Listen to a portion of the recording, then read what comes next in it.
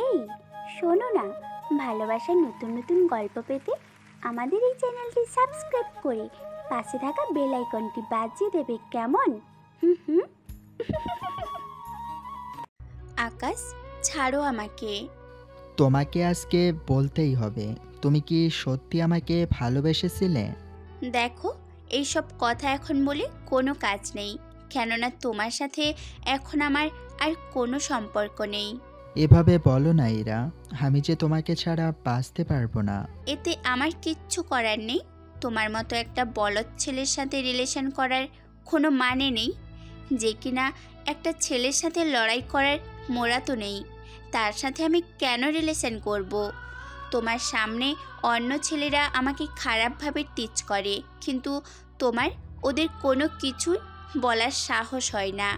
এরপর একটা ছেলেকে কেন আমি ভালোবাসবো বলো? তুমি কি বলতে পারো? বলো। তাই বলে এই সামান্য একটা ব্যাপার নিয়ে তুমি এরকম করবে? তোমার কাছে এটা সামান্য মনে হচ্ছে?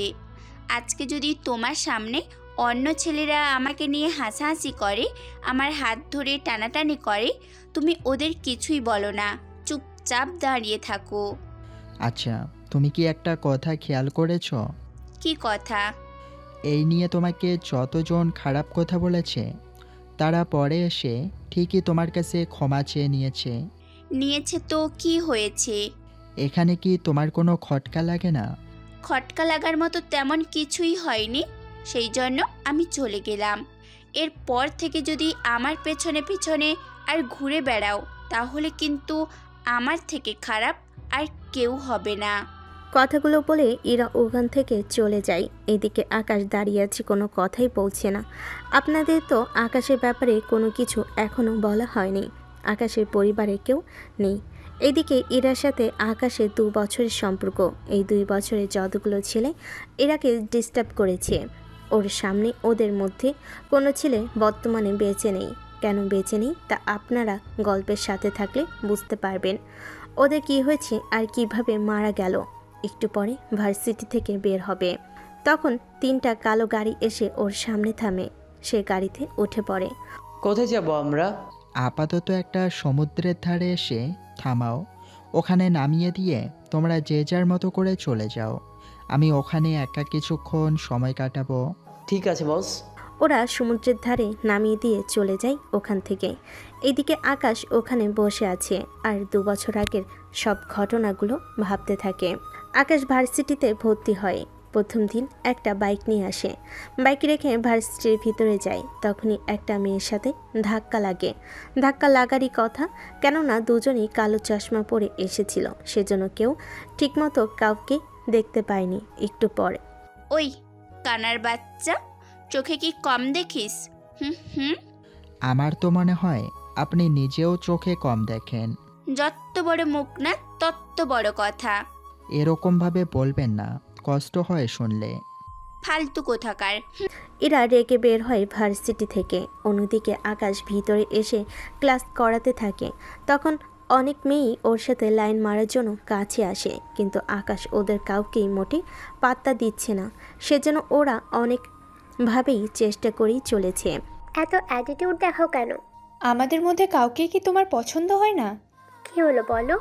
যেসব মেয়ে এরকম স্বভাবের, তাদের আমার মোটেও ভালো লাগে না। এরকম স্বভাব বলতে? গায়ে পড়া স্বভাব।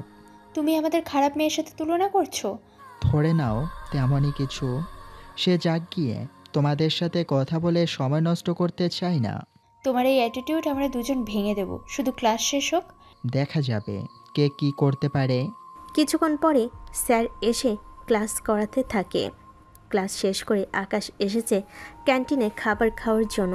তখন নেহা আর রিয়া আকাশের সামনে এসে বসে। এবার কোথায় পালাবে? আমি এখানে পালানোর জন্য আসিনি।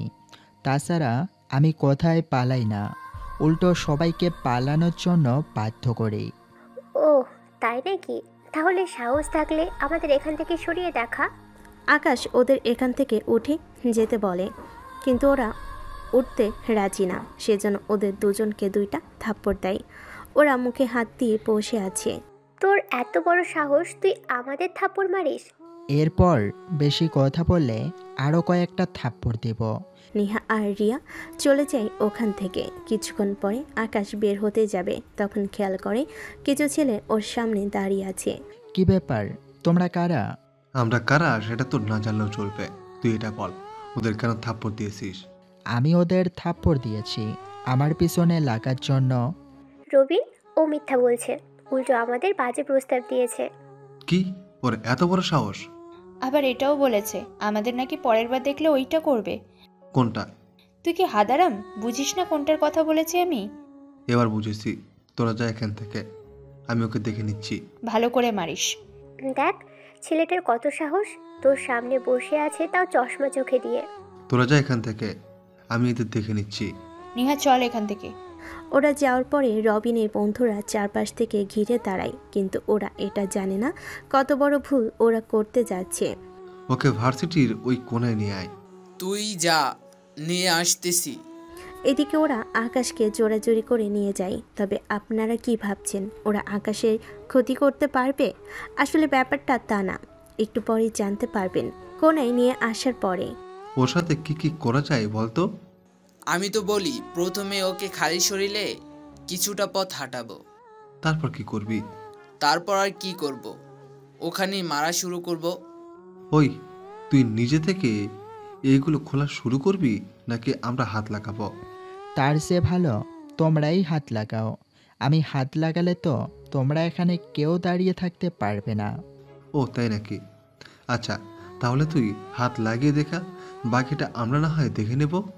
ঠিক আছে, এত করে যখন বলতেছো তখন কি আর করার। এরপর শুরু হয় তাদের মধ্যে মারামারি। তবে ওরা কেউই আকাশের সাথে পেরে ওঠে না, কেননা ওরা তো মারামারি পারে না, ওরা শুধু ভয়টাই দেখাতে পারে। কিছুক্ষণের মধ্যে ওদের মোটামুটি করে মারতে থাকে। ওরা সবাই মাইর খেয়ে পড়ে আছে, কারণ মুখ দিয়ে কোনো কথাই বের হচ্ছে না। কে তুই? এরকম ফাইট তো মুভিতে হয়। ধরে নে তাহলে এটা একটা মুভি, তোরা হচ্ছিস ভিলেন আর আমি ওই মুভির নায়ক। এখন এখান থেকে যাবি নাকি আরও মার খাবি? যাচ্ছি যাচ্ছি, তাও আর বেরো না। ভাগ এখান থেকে। ওদের সাথে আকাশও বের হয়। ওখান থেকে বের হয়ে সামনে যেতেই দেখা হয় ইরার সাথে। এখন বলবেন ইরা কিভাবে আসলো? ভাই, এখন এইটার ব্যাখ্যা দিতে হলে অনেকটা সময় চলে যাবে ওদের দেখে। কি রে, তোদের মারলো কেন? তুই কি কানা নাকি? কানা কেন হব? আমরা সবাই আহত, আর ওই ছেলেটার কিছু হয়নি। এটা থেকে কি বুঝতে পারছিস নাকি কি হয়েছে এখানে? ওহ, একাই তোদের 6 জনকে মেরেছে? তুই কি কাটা খেয়ে নুনের ছিটা দেওয়ার জন্য এখানে এসেছিস? এই জন্য গুন্ডামি আমার একদম পছন্দ না। তোরা তো কোনো কথাই শুনিস না আমার। ওই ছেলেটা তো নিয়া আর রিয়ার সাথে খারাপ ব্যবহার করেছে, সেজন্য আমি চেয়েছি। চাইতে এসে উল্টো মার খেয়ে গেলি। তেমনই কিছু হয়েছে। এদিকে আকাশ তো ইরার দিকে তাকিয়ে আছে, কেননা ইরার চোখের দিকে তাকিয়ে আকাশ একরকম মাই পড়ে যায়। কোনো কিছু না বলে চলে আসে ওইখান থেকে। ওখানে আসার পরে, বস, কেমন কাটলো আপনার প্রথম দিন? অনেক ভালো কেটেছে। এখন একটা কাজ করতে হবে। কি কাজ? শুধু আমাকে এই ড্রেস চেঞ্জ করে যেতে হবে। কিন্তু কেন বস? মেয়েরা উত্ত্যক্ত করে বেশি। ওদের মেরে ফেলেননি তো? আরে ওরা সাধারণ মেয়ে ছিল, সেজন্য তেমন কিছুই বলিনি। সে যা গিয়ে আমার জন্য একদম সাদাসিধে পোশাক নিয়ে আসো। এক কথায় আমার পুরো পার্সোনালিটি যেন বদলে যায়। ঠিক আছে, তাই হবে। আমি ততক্ষণে একটু সেলুন থেকে ঘুরে আসি, চুলগুলো ঠিক করে আসি। এইদিকে সেলুনে এসে পুরো চেঞ্জ করে ফেলে চুলের স্টাইল। একটু পর এসে গোসল করে নেয়। এদিকে আবির সব রকম পোশাক নিয়ে আসে। আবির, এত পোশাক কেন?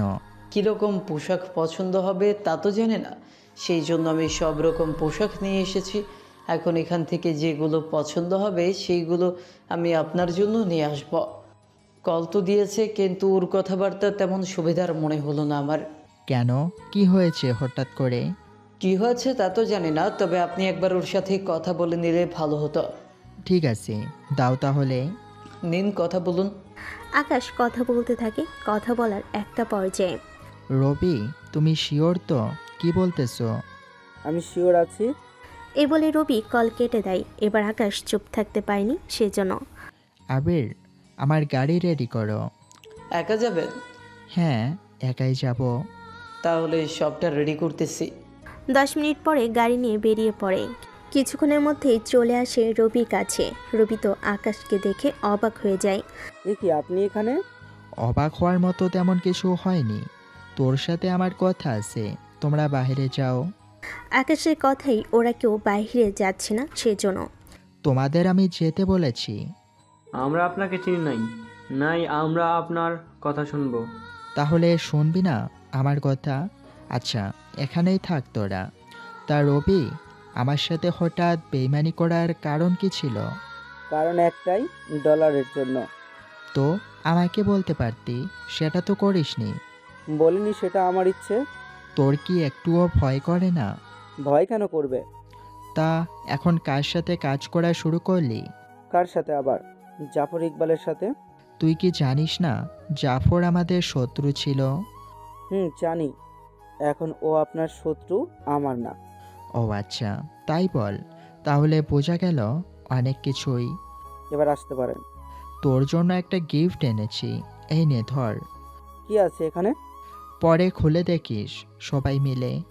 কথাটা বলে চলে আসে গাড়ির কাছে। এদিকে রবি বক্স খুলে দেখে একটা ওরই পুতুল, তাও রক্তে মাখা। এটা দেখে ঘাবড়ে যায়। তারপর সামনের দিকে তাকিয়ে দেখে আকাশ বন্দুক হাতে নিয়ে দাঁড়িয়ে আছে।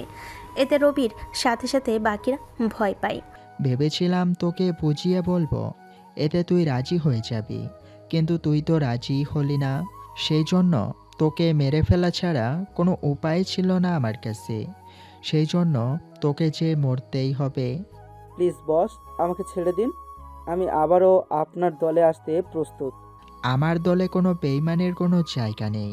পুরো ম্যাগাজিনে যত বুলেট আছে সবগুলো বুলেট রবি ওর লোকেদের মেরে ফেলে। ওখানে ক্যামেরা ছিল সেজন্য ওই ক্যামেরার সাথে সাথে নষ্ট করে দেয়, সাথে হার্ড ডিস্কগুলো নষ্ট করে দেয়। কেননা আকাশ যা কিছু করে না কেন এর কোনো প্রমাণ ও রাখে না, সেজন্য আকাশের সম্পর্কে কোনো তথ্য পুলিশ বা অন্য কারোর কাছে নেই। রবিকে মেরে ওখান থেকে চলে আসে। এদিকে জাফরের কাছে খবরটা চলে যায়। বস, একটা ঘটনা তো ঘটে গেছে। কে ঘটনা? রবিকে তো কে বা কারা যেন মেরে ফেলেছে। কে বলিস, কে মারলো? বস, রবি যার হয়ে কাজ করে ও মারেনি তো। ও কি করে জানবে রবি আমার হয়ে কাজ করে? জানার তো কথা। তাহলে একটা লোককে হারিয়ে ফেলেছে। এখন কি করবেন বস? ওর অন্য লোকেদের এবার কিনতে হবে। কিন্তু ওরা কি রাজি হবে? যত বেশি ডলার দেবো ওরা তত বেশি রাজি হবে। এইদিকে ওদের কথা শুনলেন তো, অন্যদিকে আকাশের আন্ডারে সব লোকেদের বসেদের খবর দেওয়া হয়। ওদের কেন খবর দিবেন? কথা আছে ওদের সাথে। কি কথা থাকবে? কালকের মিটিংয়ে না হয় বলবো, সেই জন্য ওই জায়গাটার পুরোটা কাভার করো। ঠিক আছে, তাই করব। পরের দিন সবগুলো মাফিয়ার বস ওখানে আসে। প্রায় 20 জন হবে, তবে এই 20 জনের আন্ডারে আবার শত শত লোক কাজ করে। আশা করি আপনারা বুঝতে পেরেছেন। চলুন এবার মিটিং শুরু করি। মিটিংয়ে সবাই বসে আছে। কিছুক্ষণ পরে ওখানে আকাশ আসে। সবাই আকাশকে দেখে দাঁড়িয়ে যায়। ওখানে বসতে বসতে আকাশও সবাইকে বসার জন্য বলে। তোমাদের এখানে ডাকার একটাই কারণ হচ্ছে জাফর ইকবাল। কেননা জাফর ইকবাল রবিকে কিনে নিয়েছে, সেই জন্য আমি রবিকে মেরে ফেলেছি। রবিকে আমি অনেকবার বলেছি জাফরের সাথে কাজ না করতে, কিন্তু ও শুনেনি আমার কথা। তোমাদের কোনো অসুবিধা থাকলে তোমরা সেটা আমাকে বলবে, কিন্তু তা না করে তোমরা যদি অন্য কারোর কাছে অফার পেয়ে সেখানে চলে যাও, তাহলে তোমাদের অবস্থাও কিন্তু রবির মতোই হবে। আপনারা কিন্তু জানেন জাফর আমাদের থেকে কিন্তু শক্তিশালী না, সেই জন্য আপনাদের লোভ দেখাবে। যদি আপনারা ওই লোভে চলে যান তখন কিছুই করার থাকবে না আমাদের।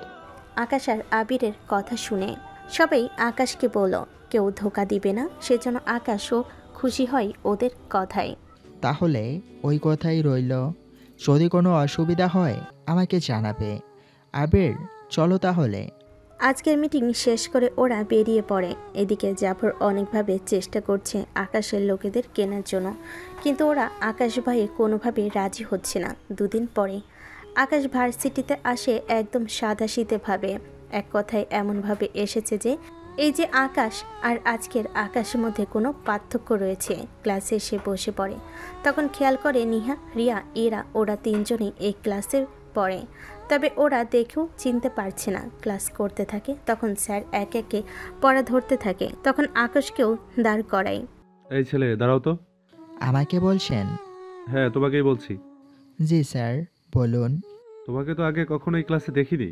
জি স্যার, আমি নতুন। তাহলে একটা কথা শুনে রেখো, আমি কিন্তু স্যার হলেও অনেক সাংঘাতিক একজন লোক।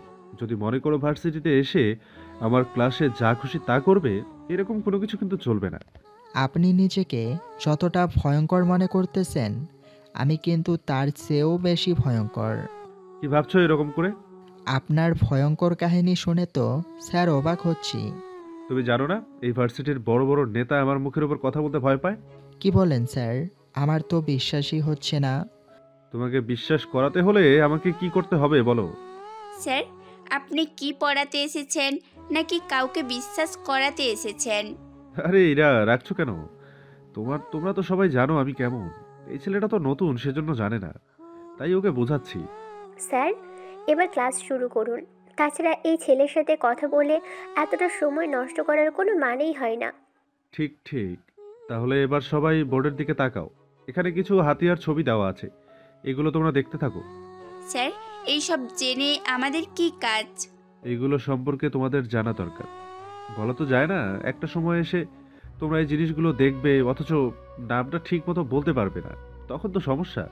স্যার, এই বন্দুক তো অনেক অত্যাধুনিক। আমাদের সরকারি কোনো বাহিনীর কাছেও নেই ওই অস্ত্র। তুমি কি করে বুঝলে? সচরাচর তো আমরা সব বাহিনীকে দেখেছি অস্ত্রসহ, কিন্তু এইগুলো আর ওদের কাছে যা আছে সেগুলোর মধ্যে পার্থক্য অনেক বেশি। তুমি কি জানো এগুলো সম্পর্কে? এদের কি কাজ? স্যার, এইসব আমি জেনে কি করব? তোমাদের কিছু কিছু কথা বলার ছিল। দেখো, বর্তমানে অনেক গ্যাং বের হয়েছে, ওরা এইসব অস্ত্র ব্যবহার করে। সরকার থেকে বলা হয়েছে এইসব অস্ত্র যেন সবাইকে দেখানো হয়, যেন এরকম কোনো অস্ত্র কোথাও দেখলে তা যেন সরকারকে জানানো হয়। এতক্ষণে বুঝতে পারছি আসল কাহিনী, কিন্তু স্যার, এইসব হাতিয়ার তো আপনি চাইলেও সরাসরি দেখার সুযোগ পাবেন না কখনো।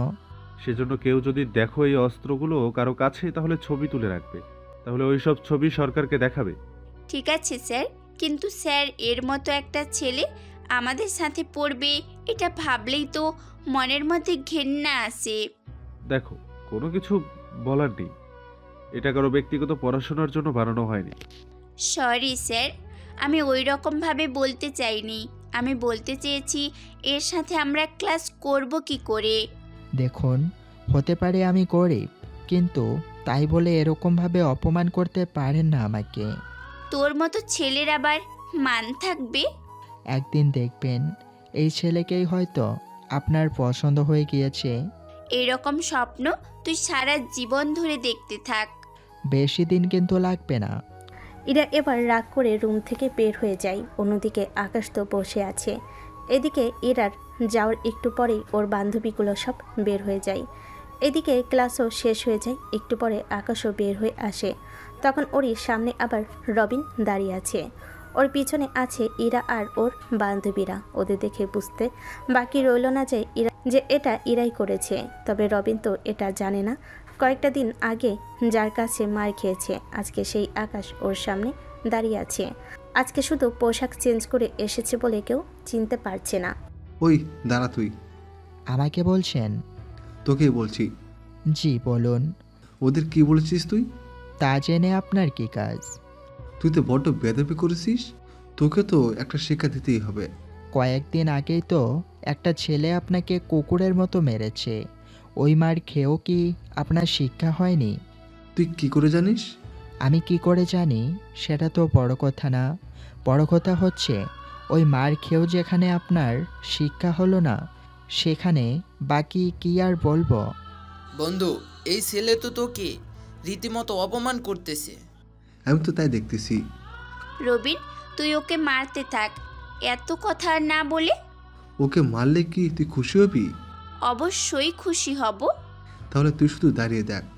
আমি একটু সাইডে দাঁড়াই তাহলে। তোরা একে ধর, আমি মারতাছি। সাহস থাকলে একা এসে দেখো। আমার সাহস বরাবরই বেশি। সেই জন্যই তো কুকুরের মতো দলবল নিয়ে এসেছিস আমাকে মারার জন্য। একটা কথা মনে রাখবি, বাঘ আর সিংহ কিন্তু একাই শিকার করে। কি, তুই আমাকে কুকুর বললি? যদি নিজেকে কুকুর বলে মনে করিস তাহলে ওদের নিয়ে আয়, যদি বাঘ মনে করিস তাহলে একাই লড়াই কর আমার সাথে। রবিন, ভয় পাস না। ওর এই অবস্থা দেখে মনে হয় না তোর সাথে 1 মিনিট টিকবে। সেটা তো বুঝলাম। থাক, এবার মারামারি শুরু করি, তোরা কেউ এর ভিতরে আসবি না। ঠিক আছে। এইদিকে শুরু হয় রবিন আর আকাশের মধ্যে মারামারি। প্রথম দিকে আকাশ ইচ্ছে করে কয়েকটা মার খেয়ে নেয়, কেননা এতে করে রবিনও খুশি হবে, কেননা ও মনে করবে ওই সেরা। কিন্তু একটু পরে আকাশ রবিনকে 2টা জায়গায় 2টা ঘুষি মারে। এতে রবিন ওখানেই চিত হয়ে পড়ে যায়। বাকিরা তো এটা দেখেই অবাক হয়ে যায়। তুই রবিন ভাইকে মেরেছিস আজকে? এবার ওর সব বন্ধুগুলো আসে মারার জন্য। আকাশ ওদেরকেও মারতে থাকে। মারামারির একটা পর্যায়ে আকাশের শার্ট ছিঁড়ে যায়। এতে আকাশে জিম করা বডি দেখা যাচ্ছিল। জিম করা বডি দেখে ছেলেগুলো অবাক হয়, সাথে ইরা ওর বান্ধবীগুলো। এই ছেলে তো দেখি বডি। ওয়াও, এত সুন্দর বডি! আমি তো দেখেই ফিদা। সত্যি এত সুন্দর বডি তো শুধু মুভিতে দেখতে পেয়েছি, আজকে তো প্রথম দেখছি। দেখ, সবাই একসাথে আসবি, একসাথে 2 মিনিটের সময় দিব, এর বেশি সময় তোদের দিব না আমি। এবার ওরা একসাথে আসে, কিন্তু এবারও ইচ্ছে করে মার খায়। তবে এবার ওদের মারে না। কেন মারে না তা আপনারা পরে জানতে পারবেন। ওদের থেকে মাইর খেতে থাকে। এতে ইরা তো খুশি হয়। যাক, ভালো করে মার খেয়েছে, আর মারতে হবে না। তুই খুশি হয়েছিস? অনেক খুশি। চল তাহলে এখান থেকে যাই। চল। এইদিকে আকাশ হসপিটালে আসে। এসে ডক্টরের সাথে দেখা করে চিকিৎসা নিতে থাকে। সন্ধ্যার দিকে আকাশ যখন ওর আস্থানে আসে তখন এরকম অবস্থা দেখে বাকিরা তো অবাক হয়ে যায়। এরকম অবস্থা হলো কি করে বস? ও নিয়ে ভাবতে হবে না। তা জাফর কি আমাদের কোনো লোকের সাথে কি কন্ট্যাক্ট করেছে? করেনি কোনো কন্ট্রাক্ট, কিন্তু আপনার এই অবস্থা? ও কিছু না, এইসব নিয়ে ভাবতে হবে না তোমাকে। কিন্তু তারপরেও আপনাকে মারার সাহস পাই কে? বললাম তো, এইসব নিয়ে ভাবতে হবে না। কালকে কিছু হাতিয়ার আসবে, তুমি কয়েকজন লোককে নিয়ে হাতিয়ারগুলো নিয়ে আসবে। ঠিক আছে, ঠিকানা পাঠিয়ে দিন। এবার কোনো কিন্তু চেঞ্জ হবে না, আগের জায়গায় থাকবে। ঠিক আছে। এদিকে ইরা বাসায় আসে। তখন ওর বাবা মাকে কথাগুলো বলতে থাকে। ওর মা শুনে। এটা কোনো কাজ করলি তুই? কেন মা, কি করলাম আমি? কি করলি মানে? তুই তো চেয়েছিস এরকম হ্যাবলা মার্কা ছেলে, একদম সহজ সরল একটা ছেলে। কিন্তু এটা কিন্তু বেশি সহজ সরল হয়ে গেল না? যত সহজ সরল হবে ততই তুই ওর উপরে তোর কথা চালাতে পারবি। ব্যাপারটা ঠিক বুঝলাম না মাম্মু। দেখ, একটা কথা চিন্তা করে, তুই যদি ওর মতো একটা হ্যাবলা ছেলেকে বিয়ে করিস তাহলে দেখা যাবে কি তুই সব সময় ওর কথার উপরে কথা বলতে পারবি। এক কথায় ছেলেটা তোর মুখের উপরে কথা বলতে পারবে না। বুঝতে পেরেছি ব্যাপারটা। তাহলে কি ওই ছেলের সাথে মেশা শুরু করব? মেশার আগে এটা দেখ ছেলেটা কেমন, মনের দিক থেকে ভালো কিনা, এইগুলো আগে বের করার চেষ্টা কর।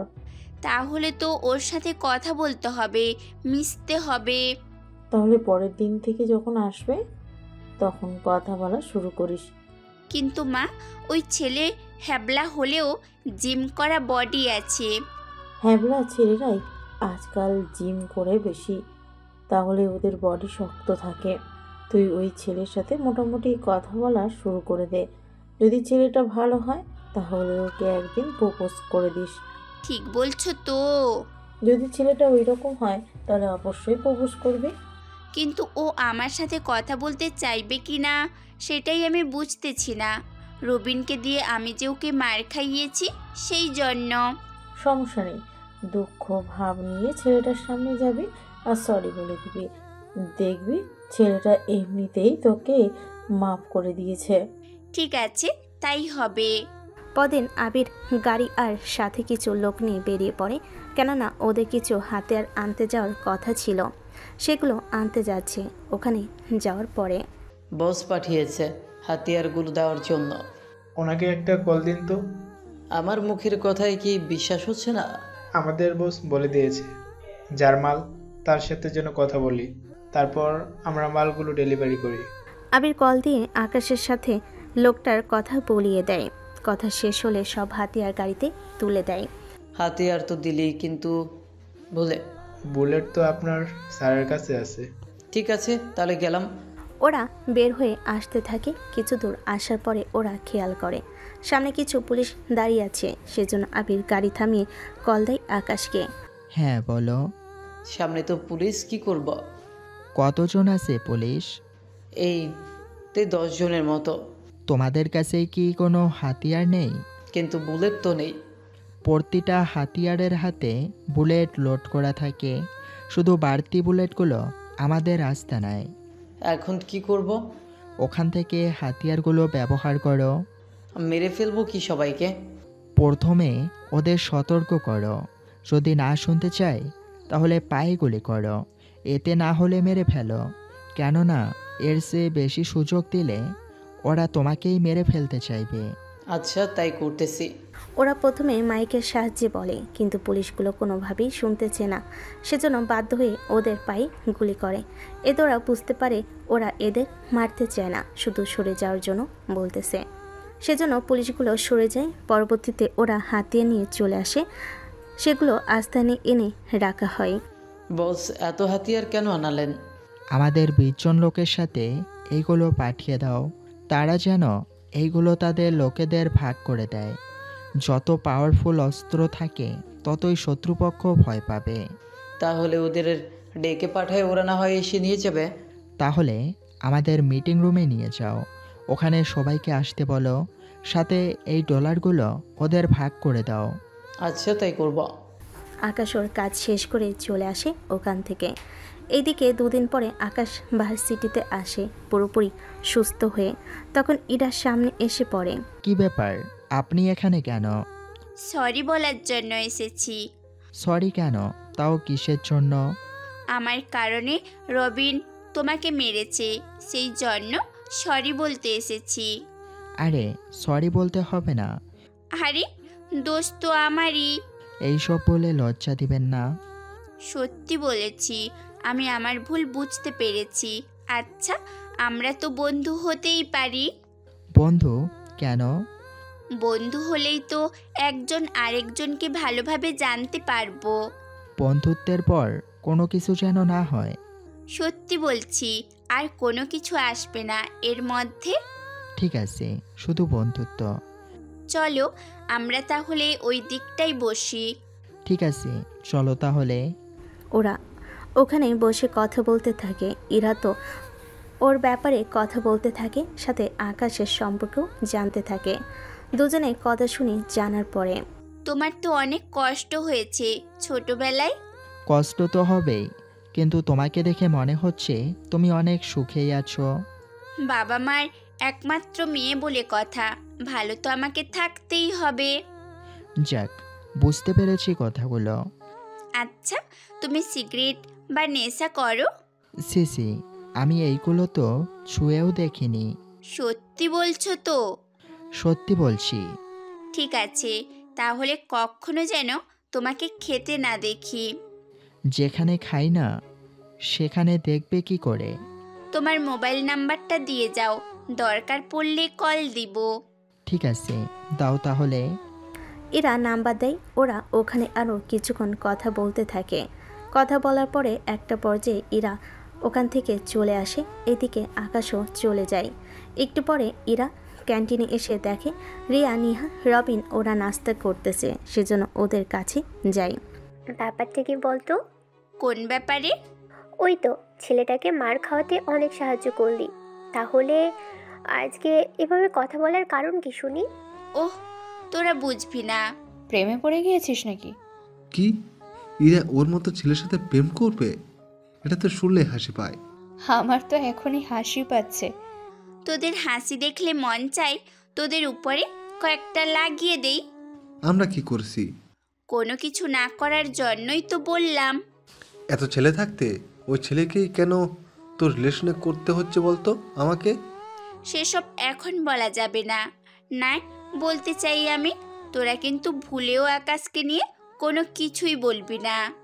ঠিক আছে, তোর মুখের দিকে তাকিয়ে কিছু বলবো না তাহলে। কয়েকদিন পরে ইরা আকাশের সাথে একটা পার্কে এসে দেখা করে। কি ব্যাপার, এত লেট কেন হলো তোমার? আমি তো হেঁটে আসি, সেই জন্য লেট হয়। কিন্তু তুমি তো ট্রেনে করে আসতে পারো। ট্রেনে করে তো সব জায়গায় যাওয়া যায় না। আমরা এখন যেখানে আছি এটার আশেপাশে তো কোনো ট্রেন চলাচল করে না। এটা ঠিক বলেছ, কিন্তু বাসে করে তো আসতে পারো। বাসে করে আসবো কিভাবে? ডলার তো থাকে না ঠিক মতো। এই নাও, এইগুলো তোমার কাছে রাখো। তুমি এরপর থেকে এই ডলার দিয়ে ভাড়া দিবে, তারপর আমার সাথে তুমি দেখা করবে। ঠিক আছে, কিন্তু তুমি চলবে কিভাবে? এত ফকির নই, বুঝলে? বুঝলাম। ওরা কথা বলতে থাকে, তখন কিছু ছেলে ওদের পাশে আসে, এসে দাঁড়িয়ে ওদের বাজে বাজে কথা বলতে থাকে। আজকাল মেয়েদের রুচি এত বাজে হয়ে গেছে, আমাদের মতো ছেলেকে রেখে এরকম একটা হ্যাবলা ছেলেকে নিয়ে বসে আছে। ব্যাপারটা কি বলতো? আপনারা কি আমাকে বলছেন? তোকেই তো বলছি। তা শোন, তোকে যে কথা বলতে এসেছি, তোর সাথে মেয়েটাকে আমাদের হাতে তুলে দে। যত ডলার চাইবি আমরা তোকে দিয়ে দিব। দেখুন, এবার কিন্তু বাড়াবাড়ি হয়ে যাচ্ছে। বাড়াবাড়ি করলে কি করবি তুই? আমি এখন কিছু তো করব না, কিন্তু পরবর্তীতে কি কি হবে তা তোরা ভাবতেও পারবি না। তোর কি মনে হয় তোর এই কথা শুনলে আমরা ভয় পেয়ে যাব? তোরা এখন ভয় না পেলেও এমন একটা সময় পাবি, তখন দেখবি ক্ষমা চেয়েও কুল পাবি না। এই ছেলে দেখি বড্ড বেশি কথা বলে। আকাশ, চলো, এখানে আর থাকা যাবে না। এরা আকাশকে নিয়ে উঠতে যাবে, তখনই ওখানে ছেলেটি ইরার হাত ধরতে যাবে। আকাশ ছেলেটির হাত ধরে ফেলে। তোর সাহস কি করে হলো আমার হাত ধরার?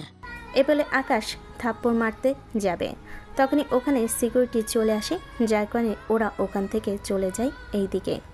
তোমার কি কোনো মুরুদ নেই ওদের সাথে মারামারি করার? আমি তো মারামারি পারি কিছুটা, কিন্তু এতগুলো লোকের সাথে তো পারবো না। হয়েছে, আর বলতে হবে না। এখন চলো, বাসায় ফিরে যাই। কিছুক্ষণ পরে ইরা বাসে চলে আসে, তবে আকাশ জানি, সেজন্য আবিরকে কল দেয়। আবির, কোথায় তুমি? এই তো আছি রাস্তায়। পার্ক থেকে কত দূর হবে? এই তো 20 মিনিটের দূরে। তাড়াতাড়ি করে পার্কে আসো। জি, আসতেছি। কিছুক্ষণের ভিতর আবির ওখানে চলে আসে, এসে আকাশকে জিজ্ঞেস করে। আকাশ কিছু কথা বলতে থাকে, সেগুলো শোনার পরে আমার সাথে চলুন। হ্যাঁ, চলো। আবির ওই পার্কের কন্ট্রোল রুমে আসে, ওখানে সিসিটিভি চেক করতে থাকে। প্রথমে তো ওনারা না করে, কিন্তু আবির ওদের কয়েকটা মাইট দিতেই ওরা রাজি হয়ে যায়। একটু পরে আকাশ সিসিটিভির মধ্যে ওদের ছবি দেখতে পায়। আবির, এরাই ওই ছেলেগুলো। তা কি করতে হবে ওদের? এখানে যতগুলো ছেলে আছে সবার একটা করে হাত কেটে ফেলবে। প্রথমে অনেক মারবে যেন ওরা কষ্ট পায় অনেক বেশি, এরপর ডান হাত কেটে ফেলবে। এইটুকু অপরাধের জন্য হাত কাটা কি ঠিক হবে? তার চেয়ে বরং ওদের এমনভাবে মারবো ওরা যেন 3 থেকে 4 মাস হসপিটালে থাকতে হয়। ঠিক আছে, তাই করো। ওখান থেকে ওরা চলে আসে। একটু পরে আকাশ এসে ঘুমিয়ে পড়ে। অন্যদিকে আজকের ঘটনাগুলো ইরা ওর মাকে বলতে থাকে, সবটা শুনে। ছেলেটা দুজনের সাথে মারামারি করতে পারে, কিন্তু এর বেশি লোকের সাথে পারে না। তেমনই কিছু আম্মু। আচ্ছা, এরপর দেখ কি হয়। আচ্ছা, দেখবো। এদিকে আবিরও ওই ছেলেগুলোকে খুঁজে বের করে। আকাশ যেমনভাবে বলেছে ওদেরও ঠিক তেমনভাবে মারতে থাকে। মারতে মারতে ওদের অজ্ঞান করে ফেলে। এরপর ওরাই আবার হসপিটালে নিয়ে এসে চিকিৎসা করতে থাকে। 2 দিন পরে ওরা আবার একটা রেস্টুরেন্টে দেখা করে, ওখান থেকে আবার বের হয়। পথের মধ্যে আবারও কিছু বাজে ছেলে বাজেভাবে কথা বলতে থাকে। এবারও ইরা রাগ হয় অনেক বেশি, এবং আকাশও এবার ওদের অন্যভাবে সাহায্য করতে থাকে, যদিও এইসব ইরা কিছু জানে না। একটু পরে, আচ্ছা আকাশ, একটা কথা বলো তো। কি কথা? আজকে এই পার্কে ওই ছেলেগুলো নেই কেন? সেটা তো আমি জানি না, মনে হয় আজকে ওরা আসেনি। হতেও পারে। এভাবে কয়েকটা দিন যাওয়ার পর ইরা পুরোপুরিভাবে আকাশের সম্পর্কে অনেক কিছুই জানতে পেরেছে। তবে এখনও খারাপ কোনো কিছু আকাশে দেখেনি বা এখনও পায়নি। কয়েকদিন পরে ইরা ওর মায়ের সাথে আলাপ করতে থাকে। আম্মু, আম্মু, কি হয়েছে বলবি তো? এভাবে চেঁচাচ্ছিস কেন? আমি কি আজকে প্রপোজ করে দিব? আকাশের সম্পর্কে খারাপ কিছু যদি নাই পেয়ে থাকিস তাহলে প্রপোজ করে দে। তুমি যখন বলছো তখন কালকেই করে দিব। পরের দিন ভার্সিটিতে ক্লাস শেষ হলে ইরা আকাশকে নিয়ে বাগানের সাইডে আসে। ওখান থেকে একটা গোলাপ নিয়ে আকাশকে প্রপোজ করতে যাবে। তখনই ওখানে কয়েকটা ছেলে আসতে থাকে, কিন্তু ইরা বা আকাশ ওরা খেয়াল করেনি। I love you Akash. I love you too Ira. কথাটা শুনে ইরা তো আকাশকে জড়িয়ে ধরে রাখে। ওরা দুজনকে জড়িয়ে ধরে আছে। কিছুক্ষণ পরে, আমাকে ছেড়ে চলে যাবে না তো? যদি যাওয়ারই হতো আরও আগেই চলে যেতাম, এত দূর পর্যন্ত আসতাম না। তুমি তো জানো আমি তেমন কিছুই পারি না, তোমাকে রক্ষা করব কিভাবে? দুজনে মিলে একটা ব্যবস্থা না হয় করে নিব। সত্যি বলছো তো? সত্যি বলছি। এভাবে 2-3 মাস যেতে থাকে। আকাশ ও ইরা দুজনই দুজনকে অনেক ভালোবাসতে থাকে। কিন্তু এর কিছু মাস পরেই ইরা কেমন জানি বদলে গেল। আগের মতো আকাশের সাথে কথা বলে না, না মিশে। সেজন্য আচ্ছা চলো কালকে আমরা দেখা করি। তাছাড়া কালকে আমাকে রিলেশনের 1 বছর পূর্ণ হবে। ঠিক আছে, আমি চলে আসবো। পরদিন ওরা একটা ভালো জায়গায় এসে দেখা করে। অনেক ভালোই যাচ্ছিল ওদের দিনটা, কিন্তু বিকেলের বেলায় কিছু ছেলে আসে ওদের কাছে। কি ব্যাপার, এত সুন্দর পরীর সাথে এই ভূতটা কে? তোমাদের কি আর কোনো কাজ নেই নাকি? তোর সাথে থাকা মেয়েটার সাথে কাজ করার জন্য ইচ্ছে করছে। এদিকে আকাশ উঠে ছেলেটার গলা ধরে। এদিকে ইরা তো সে প্রথম থেকেই অপমানিত হয়ে আসছিল যখন থেকে আকাশের সাথে মেশা শুরু করেছে। এদিকে ছেলেটাকে কয়েকটা ঘুষি মারলে। তুই এখানে দাঁড়া, আমি আমার লোকদের নিয়ে আসতেছি। আজকে তোর এমন হাল করব যে সারা জীবন তুই মনে করবি তোর সাথে মেয়েটাকে তো শুধু। এই বলে ছেলেটা চলে যায়। কথাগুলো শুনে ইরা আকাশকে অনেক আজে বাজে কথা বলতে থাকে। তোর সাথে আমি কোনো রিলেশন রাখবো না। রিলেশনের 1 বছর পূর্ণ হতে চলেছে আর তুমি এখনই এই কথা বলতেছ? তোর সাথে থাকলে আমাকে এরকমভাবে অনেক অপমান হতে হবে। সেই জন্য তোর সাথে আজকেই আমি সব সম্পর্ক ভেঙে দিলাম। এই কথা বলতেই আকাশ ইরাকে জড়িয়ে ধরে। এরপর কি হয়েছে তা তো আপনারাই প্রথম পর্বে পড়েছেন, সেজন্য দ্বিতীয়বার সে কথাগুলো আর বলতে চায় না। এখানেই 2 বছরের অতীত শেষ হলো। এখন অনেকেই বলবেন, ভাই রিলেশন হলো 1 বছর, তাহলে 2 বছরের অতীত কীভাবে শেষ করলেন? তাহলে তাদের উদ্দেশ্যে একটা কথা বলি। ওদের রিলেশন ছিল 1 বছর, কিন্তু রিলেশনের আগে ভার্সিটিতে দেখা সাক্ষাৎ, ঘোরাঘুরি আর বাকি রইল বন্ধুত্ব। এসব মিলিয়ে ওদের 1 বছর কেটে যায় আর বাকি রইল রিলেশন 1 বছর। সব মিলিয়ে 2 বছরের অতীত সমাপ্ত হলো। বর্তমান সুমেদের ধারে একা বসে আছে, সাথে এত বছরের দিনগুলো ভাবতে থাকে কি থেকে কি হয়ে গেল। এদিকে ইরা ওর মায়ের কাছে আসে। তখন ইরা অনেক রেগেছিল। সেজন্য, কি হয়েছে, এভাবে রেগে আছিস কেন? এছাড়া আর কি করব বলো? কি হয়েছে আমাকে সবটা খুলে বল। বাকিটা ওর মাকে বলতে থাকে। ওর মা সবটা শুনে। তুই তো আমাকে আগে বলিসনি এসব কথা। ভেবেছিলাম ও আমাকে রক্ষা করতে পারবে, কিন্তু তাও পারছে না। তাই বলে ওকে এভাবে কষ্ট দেওয়া কিন্তু তোর মোটেও ঠিক হয়নি। এছাড়া কি করব বলো? কিন্তু ছেলেটা এখন কোথায়? জানি না কোথায় আছে। তুই কাল ওর সাথে দেখা করে ওর সাথে সম্পর্ক আবার ঠিক করে নিস। সেটা তো কোনোভাবেই সম্ভব না। ওর মতো ছেলের সাথে রাস্তায় বের হলে আমাকে ছেলেরা টিচ করে, বলে এরকম একটা হ্যাবলা ছেলের সাথে আমি কি করে প্রেম করতেছি। আচ্ছা, যা বুঝিস তাই কর। ঠিক আছে, তাই হবে। এভাবে কয়েকটা দিন কেটে যায়। আকাশ আর ইরার মধ্যে কোনো যোগাযোগ হয়নি। এর কিছুদিন পরে, বস আপনি কি ভার্সিটিতে যাবেন নাকি মিটিংয়ে যাবেন? আগে মিটিং শেষ করব, তাছাড়া আমি আবারও আমার আগের লুকে ফিরে আসব, যেন এরা কেন আমাকে কেউ যেন না চিনতে পারে। বুঝতে পেরেছি, তাহলে চলুন আমাদের এক্ষুনি যেতে হবে। ঠিক আছে, গাড়ি বের করো। এবারের মিটিংটা আকাশ আবির ওরা দুজনেই যেতে থাকে। ওদের সাথে আর কোনো লোক ছিল না। ওরা কিছুক্ষণের মধ্যে একটা মিটিংয়ে আসে, যে মিটিংয়ে আরও অনেক মাফিয়ার লোক আছে। সবাই বসে আছে। একটু পরে লোকজন এসে আবার সামনে। আপনাদের আমি একটা কারণে এখানে ডেকে পাঠিয়েছি। কারণটা তাড়াতাড়ি বলে বলুন। তোমরা নিজেদের মধ্যে যদি এভাবে মারামারি আর লড়াই করতে থাকো তাহলে সামনের দিকে কি হবে বুঝতে পেরেছো? আমি কি করব? ওই আকাশে তো আমার পিছনে লেগেছে। আমার কি খেয়ে দেয়ে কাজ নেই? বড় বড় রাঘব বোয়ালকে ছেড়ে তোর মতো পুঁটি মাছের পিছনে এসে দৌড়াদৌড়ি করব? কে তুই আমাকে পুঁটি মাছ বললি? তা নয় তো কি, তোকে তো পুঁটি মাছের মতোই লাগে, যার বড় বড় মাছের সাথে লড়াই করার কোনো যোগ্যতা নেই বললেই চলে। দেখলেন আপনার সামনে আমাকে কিভাবে অপমান করলো? একদম চুপ করে থাক, নয়তো তোকে এখানেই মেরে ফেলবো। বড় ভাই দেখলেন তো? সবই দেখেছি আমি। তা আকাশ, এরকম বেয়াদবি করা কিন্তু তোমার মোটেও ঠিক হয়নি। ও তো আপনাকে ঠিক মতো মানে না, সেজন্য এরকমটা করার সাহস পাচ্ছে। কথাগুলো কি ঠিক? আপনাকে মানার কোনো প্রশ্নই আসে না। বড় ভাই হিসেবে আপনাকে সম্মান করি, সেই জন্য এসেছি একটা সমঝোতা করার জন্য। কিন্তু এখানে এসে তো মনে হচ্ছে আমারই ভুল হয়েছে। কি আকাশ, তোর এত বড় সাহস? ওই গলা নামিয়ে কথা বল। তোরা দুজনেই কিন্তু ভুলে যাস না, তোদের থেকে আমার ক্ষমতা কিন্তু কোনো অংশে কম না। তোর ক্ষমতা বেশি সেটা আমরা দুজনেই জানি, তাই বলে তুই এরকম করবি? সেটা তো একেবারে ঠিক না। তাহলে কি করব? তোমরা দুজনই যে এক হয়ে আমার পিছনে লেগেছো। তোমরা কি মনে করো এইসব খোঁজ খবর আমি রাখি না? কি বলতে চাইছিস তুই?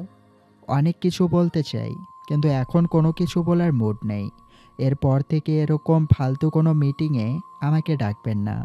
যদি আপনি ওর সাথে মিশে যান তাহলে মনে রাখবেন, আপনাকে দুনিয়া থেকে সরিয়ে দিতে আমি কিন্তু 1 মিনিটও ভাবব না।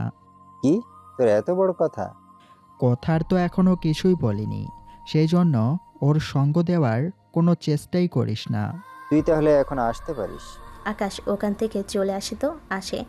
আসার আগে ওখানে একটা অডিও ডিভাইস রেখে আসে লুকিয়ে, যেন আকাশ যাওয়ার পরে রানা আর জাফর ইকবাল কি কি কথা বলে তা যেন সবটা শুনতে পারে। এইদিকে ওরা চলে আসে গাড়িতে বসে, কিছু দূর নিয়ে এসে থামিয়ে রাখে। গাড়ি কেন থামালেন? আগে কিছু খেয়ে নেই। খাবারের নাম করে ওরা একটা রেস্টুরেন্টে এসে খেতে থাকে। এর ভিতরে রানা আর জাফরের কথাগুলো আকাশ শুনতে থাকে। ওদের মধ্যে কি কথা হচ্ছে তা আপনাদের এখন শোনাই। এইদিকে আকাশ কিন্তু অনেক বেড়েছে। ওরে বাড়া কিন্তু বন্ধ করতে হবে। কিন্তু আমরা দুইজন যদি এক হয়ে যাই তাহলে যে কোনো মুহূর্তে ওকে শেষ করতেও পারবো না, কেননা আমাদের দুজনের থেকে ও বেশি শক্তিশালী। সেটা তো আমিও জানি, কিন্তু এভাবে চুপ করে তো বসে থাকা যায় না। সেটা তো আমিও জানি, কিন্তু এর জন্য তো আমাদের কারো সাহায্য লাগবে। এরকম একটা কাজে কে করবে সাহায্য? সাহায্য করার মতো একজন লোক তো আছে। নাম কি তার? ওনার নাম ডেভিল। উনি অনেক শক্তিশালী। ওনার জায়গায় পুলিশ থেকে শুরু করে সবাই ওনাকে ভয় পায়। তাহলে ওনার সাথে যোগাযোগ করার ব্যবস্থা করো। ঠিক আছে, আমি যোগাযোগ করে তোমাকেও নিয়ে যাব ওখানে। ঠিক আছে, তাই হবে। এখন তাহলে আমরা যে যার মতো চলে যাই। আমাদের এই কথাগুলো আকাশ যেন কোনোভাবে জানতে না পারে। আরে পাগল নাকি, ও জানবে? ওকে তো এই ব্যাপারে কোনো কিছুই বলবো না। চলি তাহলে, ভালো থাকিস। এই বলে জাফর বের হয় ওখান থেকে। অন্যদিকে ততক্ষণে আকাশ খাবার খেতে খেতে সবটা শুনতে পায়। ওরা কি বলছে সবটা শুনতে পায়। কিছুক্ষণ পরে আবির চলো এবার যাওয়া যাক। জি চলুন। আকাশ গাড়িতে উঠে বসে। আবির ড্রাইভ করতেছে, আকাশ সামনে ওর সাথে বসে আছে। 1 ঘন্টার মধ্যে ওরা চলে আসে ওদের আস্তানায়। আবির একটা কাজ করতে হবে। কি কাজ? ডেভিলকে আর কোথায় থাকে ওর ব্যাপারে খোঁজ নাও তো। তবে ও কিন্তু আশেপাশে থাকে না। বুঝতে পেরেছি, আমি দেখি খোঁজ নিয়ে। ঠিক আছে, তবে কাল রাতে আমার একটা অপারেশন আছে, সেই জন্য লোকেদের রেডি থাকতে বলো। কোন জায়গায় হবে অপারেশন? বেশি কিছু না তেমন। এরপর একটা জায়গার নাম বলে, ওখানে কি জন্য যাবে সেগুলো ও বলতে থাকে। তা শোনার পরে আরে এটা নিয়ে এত টেনশনের কিছু নেই, এখান থেকে কোনো লোক নিতে হবে না।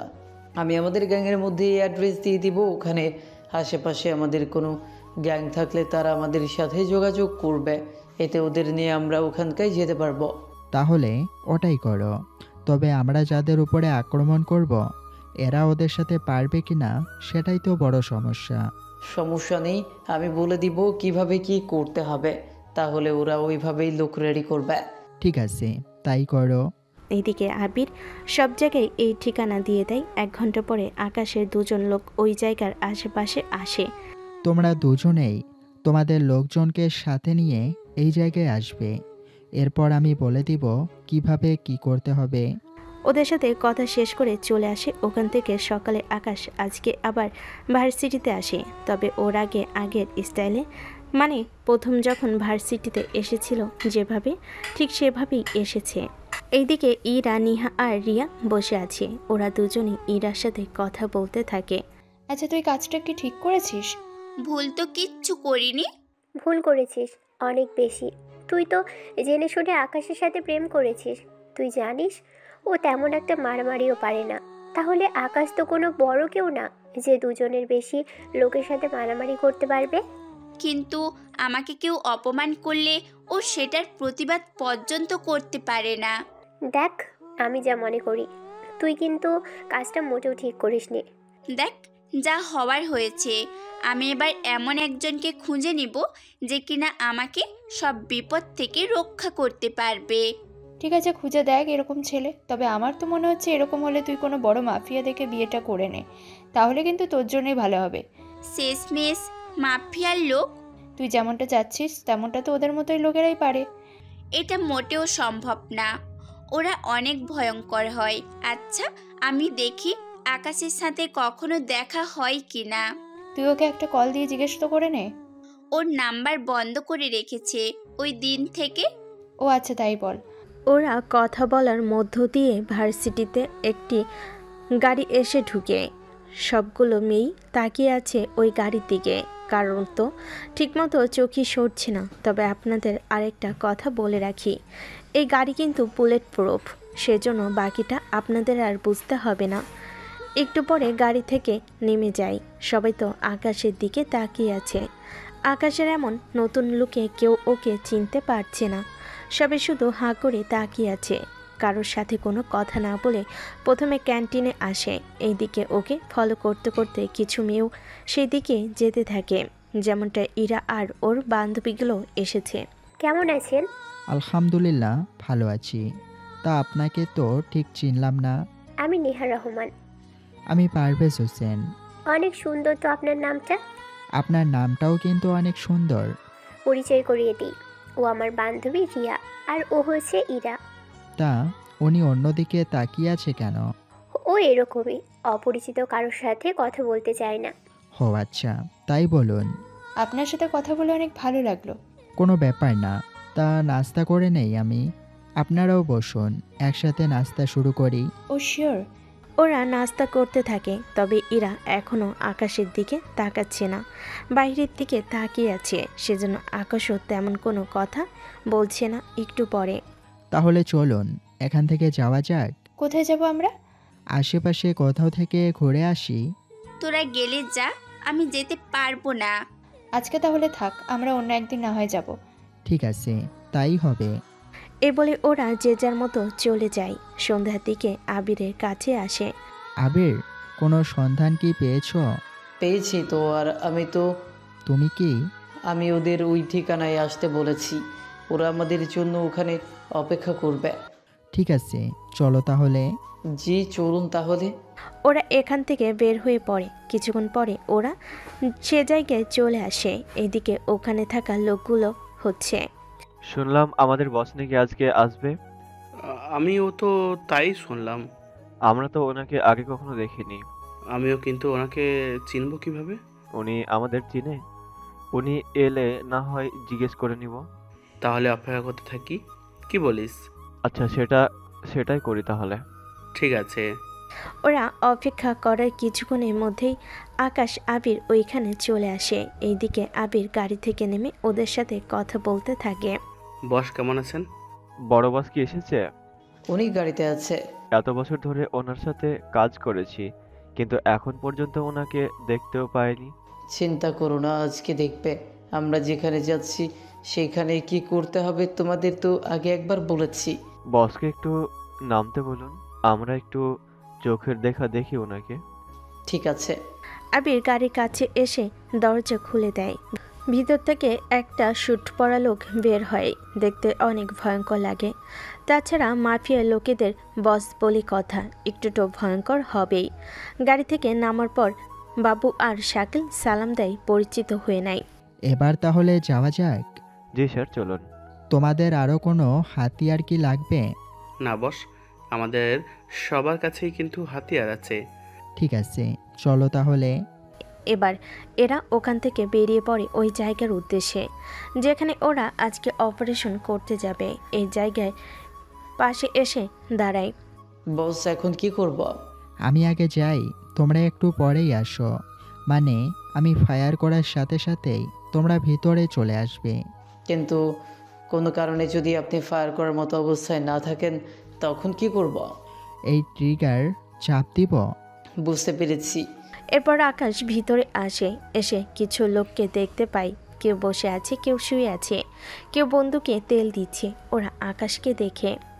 ও, কে তুই? আমি কে সেটা তোর না জানলেও চলবে। তুই বরং তোর বসকে নিয়ে আয়। কিন্তু বস তো ভেতরে কাজ করছে। তোমার বস তো মেয়েদের সাথেই শুয়ে থাকে সারাক্ষণ। এখনও কি তাই করে? তুই কি করে জানিস এটা আগে আমাকে বল। তো তোর স্যারকে ডেকে আন। প্রয়োজন না বললে তো আমি নিয়ে আসবো না। তোরা এখানে আছিস কতজন? এই তো বাহিরে আছে 10 জন, ভিতরে আরও 20 থেকে 25 জনের মতন। কিন্তু তুই এসব কেন জিজ্ঞেস করছিস? 1 মিনিট অপেক্ষা কর। কোমর থেকে পিস্তল বের করে বাকি 9 জনকে মেরে ফেলে চোখের পলকে। শুধু এই লোকটাকে বাঁচিয়ে রাখে। এদিকে আবির বাকিদের এনে দেখে সবে বাহিরে মারা গেছে। এটা কি বলস? আমাদের তো কোনো সুযোগও দিলেন না। তোমাদের তো বলেছি গুলির শব্দ শুনলেই চলে আসবে। আমরা তো ওটাই করেছি। 1 মিনিট হয়েছে মাত্র, এর ভেতরেই সবাইকে কাত করে দিলেন। কিন্তু এটাকে কেন বাঁচিয়ে রেখেছেন? ওর মাধ্যমেই তো ভিতরে ঢুকবো, সেই জন্য ওকে বাঁচিয়ে রেখেছি। সে যা গিয়ে সেসব কথা। এখনও আমাদের ভেতরে নিয়ে যান। কিরে, যাবি না ভেতরে নিয়ে? যদি আমাকে ছেড়ে দে আমি নিয়ে যাব। ঠিক আছে, ছেড়ে দিব। এবার বল ভিতরে ঠিক কি কি আছে, আর ওখানে ঠিক কি কি হতো? ওখানে সিঁড়ি দিয়ে নেমে বাম দিকে যাবেন, ওখানে দরজা দিয়ে নিচে যাবেন। তারপর ওখানে একটা দরজার ভিতরে বন্দুক থাকে, পরেরটায় বোমা, আর তার পরেরটায় মেয়ে আছে। এখানে একটা রুম দেখবেন সবচেয়ে আলাদা, ওটাতে আমাদের বসকে পাবেন।